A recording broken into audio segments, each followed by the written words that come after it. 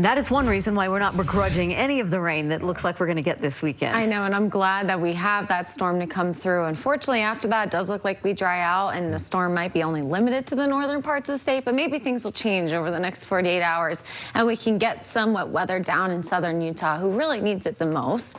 Here's how today looked. It was a stormy day at times across northern Utah, maybe parts of north central Utah. This photo coming in from Dan McIntosh down at, or up at Cottonwood Heights, and you can see a really nice sliver of the sunset peeking through. Our high today was 69 degrees, so just a touch cooler than yesterday. Although the clouds we had overhead, we still were well above normal for this time of year. 63 was the high in Logan, 77 in Moab, and 84 degrees in St. George. Now St. George is in the low 70s, while us along the Wasatch Front are generally in the 50s with a current temperature of 48 in Logan. We still have some pretty thick cloud coverage overhead the northern parts of the state, but really we've dried out definitely a lot compared to earlier.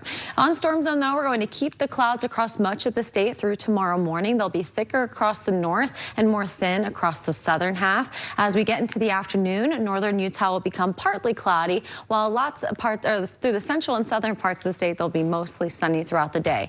We'll see more cumulus clouds pop up in the early evening across the northern parts of the state, and possibly an isolated mountain shower will be possible tomorrow afternoon and evening. Then all of the clouds finally clear out by Saturday. So temperatures are still going to be in the mid-70s the next couple of days. It's very mild for this time of year. But as we head into Sunday, you can see temperatures drop more than 10 degrees into the low 60s. That's closer to normal for this time of year. And that's going to come with our next storm system. This low pressure system looks to move at least into northern Utah by Sunday afternoon and generate or develop showers through the afternoon and evening. It looks to linger precipitation across the northern parts of the state through at least the first half of Monday, and looks to drop our snow levels down, so even our mountains could get a couple inches of snow with the storm system. It looks to lift further off towards the east, so by Monday night we look to be rather dry.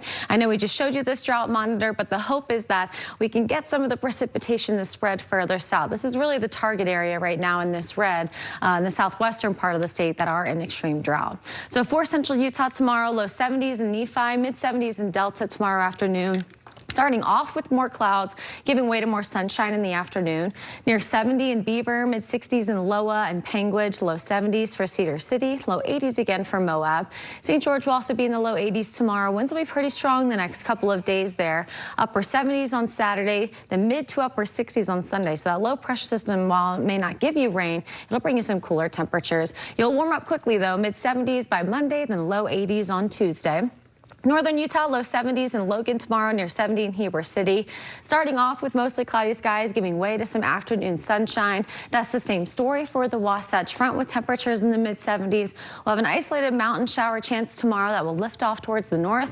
We'll have mostly sunny skies on Saturday with highs in the mid-70s. We fall to the low 60s on Sunday, upper 50s Monday, then we warm right back up into the upper 60s and the low 70s. All right, just a little dip. We can handle it. And then we're back. Thank you. Yeah.